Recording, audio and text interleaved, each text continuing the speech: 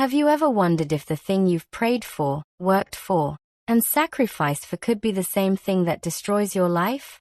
Rita David thought her breakthrough moment had finally arrived. She was wrong. This is the story of how success became her greatest enemy, how love turned into a prison, and how one woman discovered that sometimes winning means losing everything you thought you wanted.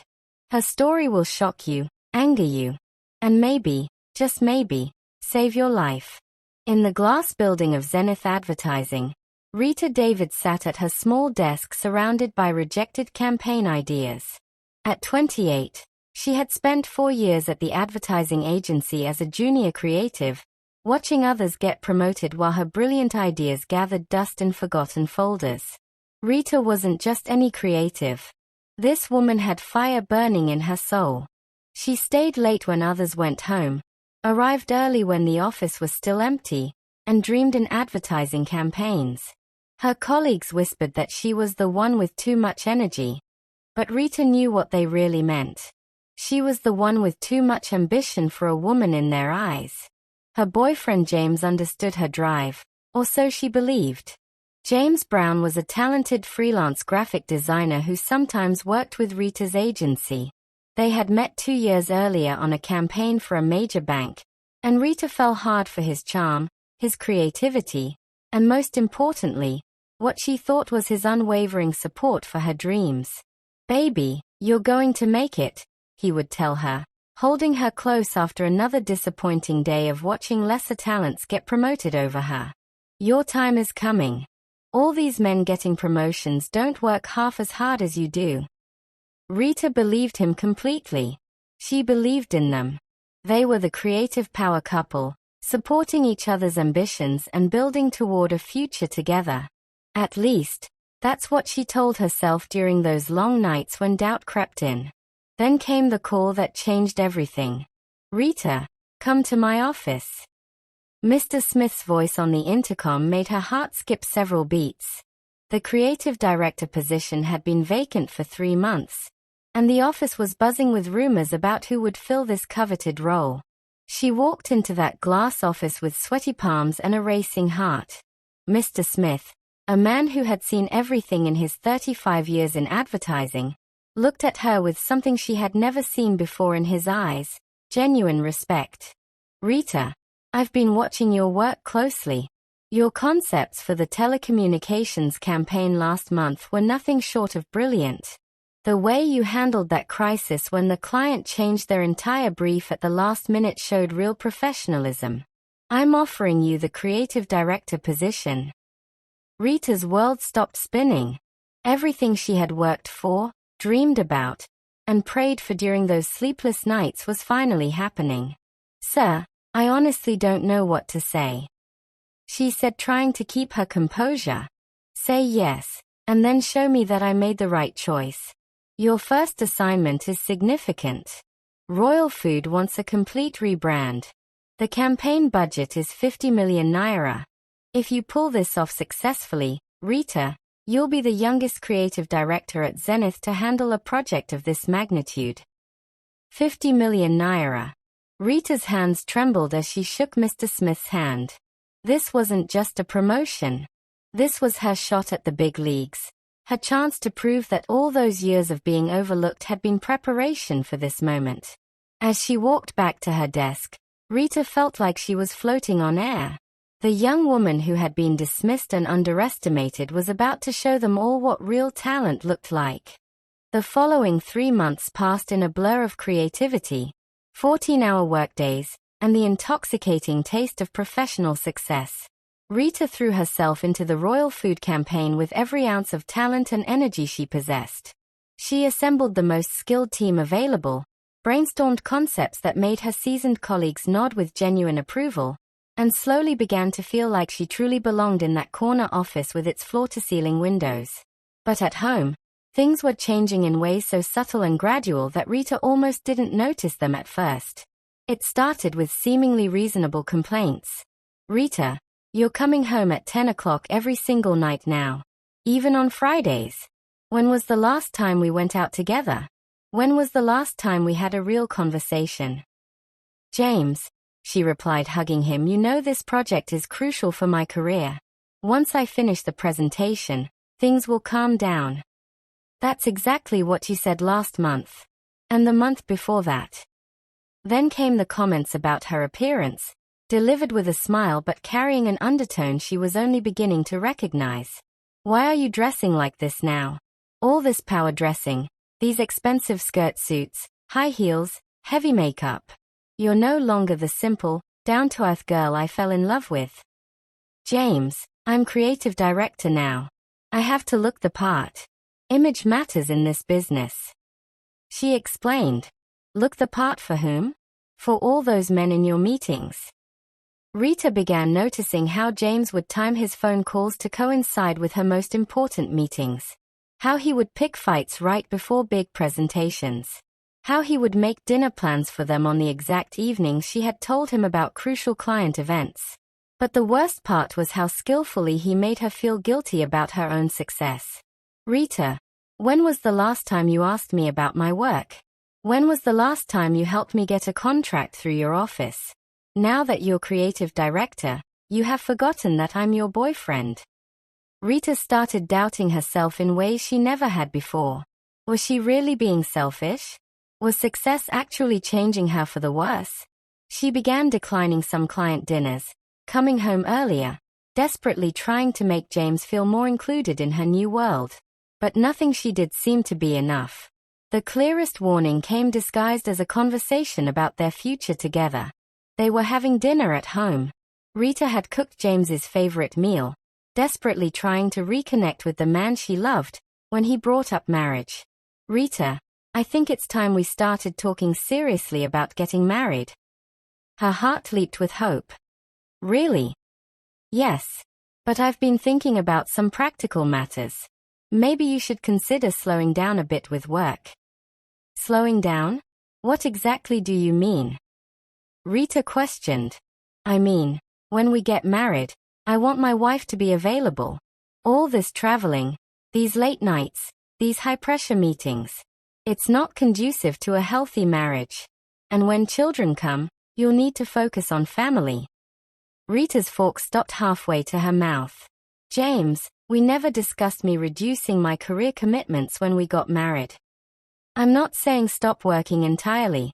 I'm saying slow down. Take on consulting work. Maybe part-time projects. I'll be the breadwinner, you can support. James explained almost nonchalantly. You can't possibly be asking me to give up on the position I've been battling for. James's face hardened in a way that made Rita's stomach clench with unease.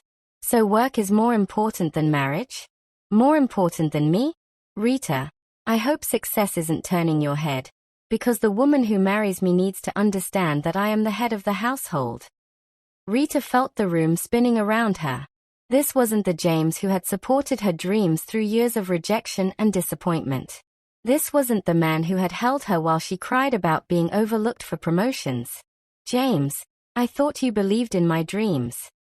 I believe in you, but I also believe in balance and priorities.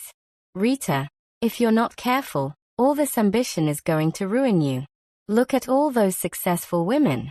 Most of them end up alone and bitter.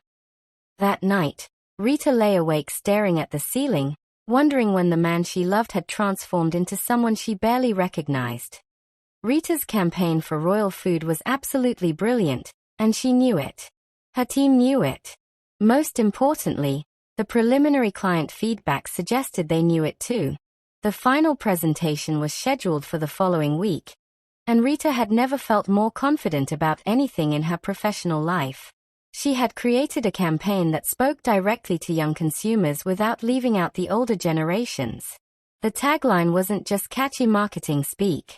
It was authentic, meaningful, and perfectly aligned with the company's values. The visual concepts were stunning, the strategy was bulletproof, and the execution was flawless.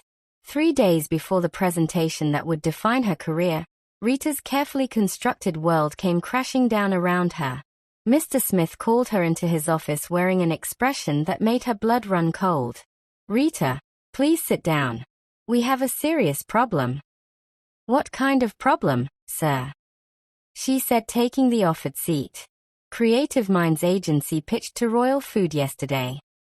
They presented a campaign concept that is virtually identical to yours. Same tagline, same visual approach, same strategic framework. Rita felt all the color drain from her face. That's impossible, sir. Only our core team had access to this campaign. Mr. Smith handed her the pitch. That's exactly what I thought. Rita, I need to ask you directly.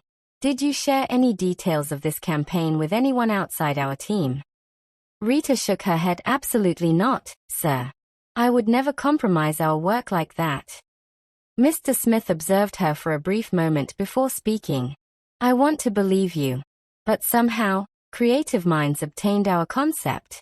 They are claiming they developed it independently, but the similarities are far too specific to be coincidental. Rita's mind raced frantically through possibilities. Who could have accessed their campaign materials? Who knew enough details to recreate their strategy so precisely? James. 2 weeks earlier, he had come to the office to deliver her phone, which she had forgotten at home in her morning rush. He had waited in her office while she finished an urgent client call. Her laptop had been open on her desk. Her campaign files had been right there, displayed on her screen. But no, James would never betray her like that. He loved her. He supported her career. He would never. Except he had been increasingly bitter about her success. He had been making pointed comments about her not needing to be too ambitious. He had been questioning whether her career was more important than their relationship. Rita, are you all right? Mr. Smith's concerned voice brought her back to the devastating present. She forced a smile. Yes, sir. She promised to get to the bottom of the issue and excused herself.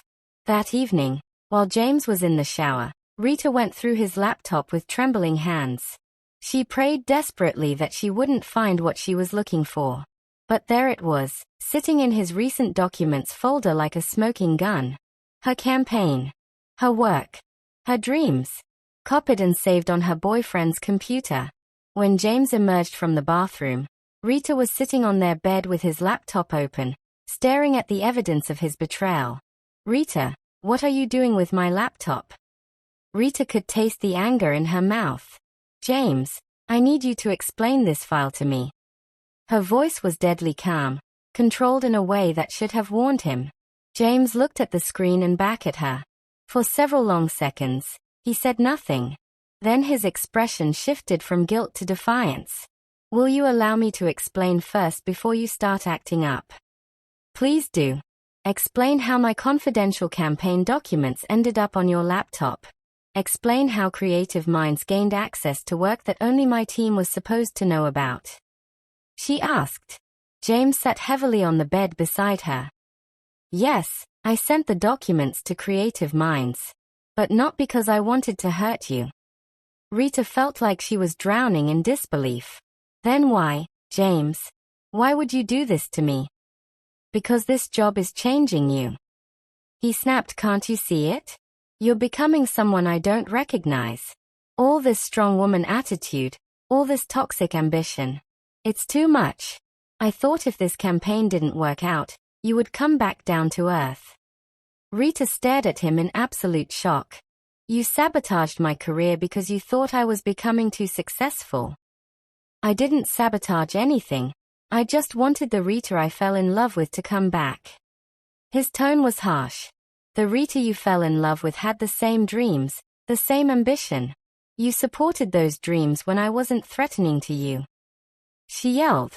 Threatening? You think you're threatening me? He asked, genuinely confused. Because now I earn more money than you do. Because now I have a position of real power. Because now I don't need you to survive. She replied without thinking. The words hung between them in the air like a loaded weapon. James's face hardened with an anger she had never seen before. So that's the real problem? You think because you got one promotion, you're better than me now? That's not what I said. Rita said, already regretting what she had said. You don't need to say it. I can see it in your attitude. The way you carry yourself now, like you're the man in this relationship. Rita stood up slowly, her entire body trembling with rage and heartbreak. "James, I worked incredibly hard for this position. And you tried to destroy it because of your own insecurity." "Insecurity?" James chuckled. "You think I'm insecure? I'm a man. I'm supposed to be your provider. But now you're making me look like a failure." Rita had had enough of him blaming her for everything. "No, James. This has nothing to do with me. It is your actions that are making you look like a failure." That was the first time James raised his hand to her. He didn't actually strike her, but the threat was unmistakable and terrifying. "Rita, watch how you speak to me. I'm still a man." And with that he walked away. Rita stared at the man she had loved for 2 years walk away and realized she had never truly known him at all. But she wasn't ready to give up yet. She thought she could fix this somehow. She thought love could overcome anything. Rita's genius and determination saved her campaign. Working 18-hour days for 3 consecutive nights, she completely redesigned the entire concept from scratch. The new campaign was actually superior to the former one. It was more innovative, more emotionally appealing, more strategically sound. From dreams to reality became the new tagline, and the campaign focused on the transformative journey rather than just the destination. It was brilliant work, and everyone who saw it knew they were witnessing something special. The presentation was scheduled for Friday morning at 10 o'clock sharp at Royal Food Headquarters. Rita had never been more prepared for anything in her entire life. Thursday night, she carefully laid out her best power suit, a navy blue two-piece that made her feel confident and professionally formidable. She organized her materials one final time, rehearsed her presentation until every word was perfect, and went to bed early to be at her absolute best. Friday morning began like any other day. Rita woke at 5 a.m., prepared breakfast, packed lunch, and took a long, relaxing shower. She was ready to make history, but James had very different plans. "What do you think you're wearing?" he asked just as she stepped into her shoes. Rita looked down at her carefully selected outfit in confusion. "What's wrong with this suit? The neckline is too low. Your whole breast is outside. Are you going to the office or a nightclub?" Rita looked at her outfit in the mirror. She couldn't see what he saw. "James, this is a professional suit. The neckline is completely appropriate for a business presentation." "Appropriate for whom? Those men you want to impress with your presentation? Are you planning to seduce them into accepting your pitch?" Rita felt her temper beginning to rise, but she forced herself to remain calm. Today was far too important for unnecessary drama. "James, I don't have time for this discussion. I need to leave in 30 minutes. Then change into something decent," he stated simply. "How is this clothes indecent?" Rita questioned, looking at her reflection in the mirror again. James looked at her, checking slowly from her face to her shoes. "Everything is indecent, both your clothes and makeup." Rita could no longer stand the conversation. "My makeup is perfectly fine," she replied. "Your makeup is excessive. You look like a prostitute," he spat out. The choice of words surprised Rita. "What did you just call me?" "I didn't call you anything. I only said your makeup is too heavy," he pointed out. "No, you said I look like a prostitute for wearing professional makeup to a business presentation." Rita's voice betrayed her emotions. "Rita, take a good look at yourself. Who wears red lipstick to work?" he replied. Rita checked the clock. 7:45. She needed to leave by 8:30 to arrive at the office with time to compose herself before the presentation. "See, I don't have time for this nonsense. I have the biggest presentation of my career in 2 hours. I need to leave now," she said, already tired of the back and forth. "So your presentation is more important than what I think? More important than my wanting to preserve your reputation?" James asked, obviously upset at this point. "Today? Yes. James, this presentation could change my entire career. And my reputation is just perfect." Rita grabbed her handbag and headed toward the door. "I don't have time for this drama. We'll talk when I get back." But James was faster and stronger. He grabbed her handbag and held it away from her reach. "We're going to talk about this right now." Rita was shocked. "James, give me my bag." I need to leave immediately. She said.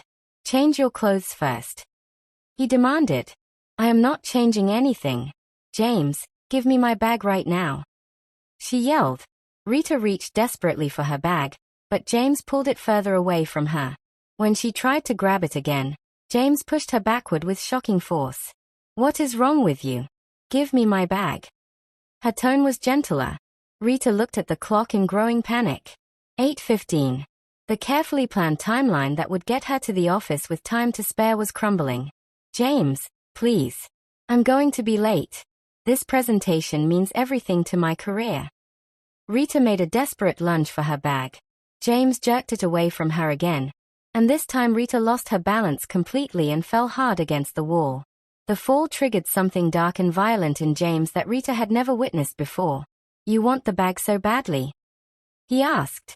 He hurled it across the room with vicious force, and Rita watched in absolute horror as her laptop flew out and crashed against the floor with a sickening crack. James! My laptop! She ran to her laptop and frantically tried to turn it on. The screen flickered once and died completely.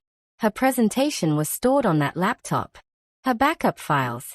Everything she needed for the most important moment of her career. Oh God, oh God, oh God. Rita's hands shook uncontrollably as she tried desperately to revive the destroyed laptop. Rita, calm down. It's just a laptop. He said nonchalantly. Rita looked up at James with pure fury blazing in her eyes. Just a laptop? Just a laptop? My entire presentation is on this computer. All my files, all my work, everything. She looked at the clock again. 8:25. Even if she left immediately, even if she could somehow get to the office and access her backup files, she would never make it to the client meeting on time. Rita grabbed her phone to call her office, to see if there was any possible way she could still salvage this situation. But James snatched the phone from her hand before she could dial. Which man are you calling now? He asked, checking the phone. I'm calling my boss to see if someone can get the backup files ready before I get there. She reached for the phone, and James held it above his head like a playground bully. James, this is no longer funny, she said calmly, trying to reason with him. Give me my phone immediately. Or what? He taunted. What are you going to do if I don't give you the phone? Madam Creative Director. Rita jumped for the phone. James pushed her away with brutal force. She came at him again, and this time James didn't just push her. He hit her. The slap echoed through their apartment like a gunshot. Rita staggered backward, her hand pressed to her stinging cheek, staring at the man she thought she loved. He had never hit her before. He seemed as shocked by the slap as she was. 8:35. She was already supposed to be on her way to the most important presentation of her life. She made a desperate run for the front door. James caught her before she could reach it. Rita, wait. Let me explain what just happened. But she didn't want his explanation. Let me go, James. Not until we work through this. He argued, holding on tightly. Rita fought against his grip with everything she had, but James was significantly stronger. He dragged her back into the living room and forced her down onto the couch. James, let me go. I have to get to my meeting. She pleaded. Can't you just forget about this meeting for 1 minute? He yelled at her. We need to fix our relationship. There's nothing to fix. You've destroyed everything. She yelled back. Rita tried to stand up, but James pushed her back down. When she tried again, he slapped her harder, splitting her lip. Sit down and listen to me. He commanded. Blood trickled down Rita's chin. She looked up at James and truly saw him for the first time. Not the man she had fallen in love with, but a dangerous stranger capable of violence. He dropped her phone on the floor casually. Rita watched her last connection to the outside world die under James's foot, and she realized she was in serious danger. James walked to the front door, and Rita heard the deadbolt click into place. Then the chain lock. Then the sound of a key turning. He was locking her inside their apartment. James, what are you doing? She panicked. I'm preventing you from making the biggest mistake of your life. James said, towering over her. Your job has changed you. Before this promotion, you were humble. You were respectful. Now you think you're some kind of big shot. Rita stood up slowly, trying desperately to keep herself calm. James, unlock the door. Let me go to work. He shook his head. James, I'm going to lose my job. He smiled at that. Good. Maybe then you'll remember what's truly important. Rita felt something break inside her soul. Not just her heart, but something deeper and more fundamental about who she thought James was and who she thought they were together. She looked around their apartment. The place where they had made love and shared dreams and planned their future together. Now it had become her prison. The clock on the wall read 9:45. Her presentation had started without her. Right now, Mr. Smith was probably making embarrassed apologies to the client. Her team was probably wondering where she was and why she had abandoned them. Her career was probably ending in real time. And James sat in the chair across from her, watching her with the satisfied expression of a man who believed he had won some kind of victory. Rita looked at the man she had loved for 2 years and realized she had never truly known him at all. She had fallen in love with a carefully constructed mask. A performance designed to win her trust and affection. A man who had supported her dreams only as long as those dreams remained smaller than his fragile ego. James, let me go, or I swear to God, when I get out of here, I will never speak to you again. James actually laughed, but there was no humor in the sound. Rita, you're not going anywhere. And even if you somehow do, where will you go? Your career is finished. You don't have a job anymore. You're going to need me. I will never need you again. She muttered. We'll see about that. He replied with a cruel smile. Rita spent the next 4 hours locked in that apartment, watching the clock and knowing that with each passing minute, her professional reputation was being systematically destroyed. She knew her career at Zenith Advertising was over. At 2 o'clock in the afternoon, James finally unlocked the door. Now you can go, he said casually, as if the previous 4 hours hadn't happened. Rita looked at him with eyes that held no love, no warmth, no recognition whatsoever. She looked at him the way she would look at a stranger who had just committed a violent crime against her. James, she said, this is over. Don't be dramatic. We just had a small disagreement. He said casually. You destroyed my laptop, broke my phone, hit me twice, and locked me in this apartment for hours, causing me to miss the most important presentation of my career. And you call that a small disagreement? I was trying to save our relationship, he said, his voice rising again. Rita walked past him toward the bedroom. Where are you going? He asked, going after her. To pack my things. She answered simply. Rita, you can't be serious. You can't leave me over a job. Jobs come and go, but love. He was still explaining when she cut him off. Love. Rita turned around, and James actually took a step backward at the fury blazing in her eyes. James, love doesn't destroy. Love doesn't sabotage. Love doesn't hit. Love doesn't imprison. What you did to me today wasn't love. It was abuse. Abuse? Rita, I didn't abuse you. He said, struggling to find the right words. You hit me. You locked me up. You destroyed my career. James, if that's not abuse, then what is? She asked, angry. Rita went into the bedroom and began throwing clothes into a suitcase. Her hands were shaking, but her resolve was absolute steel. James followed her desperately. Rita, please. Don't do this. We can work through this problem. There's nothing to work through. You showed me exactly who you really are. You're not the man I fell in love with. You're not even a man at all. You're a scared little boy who can't handle being with a successful woman.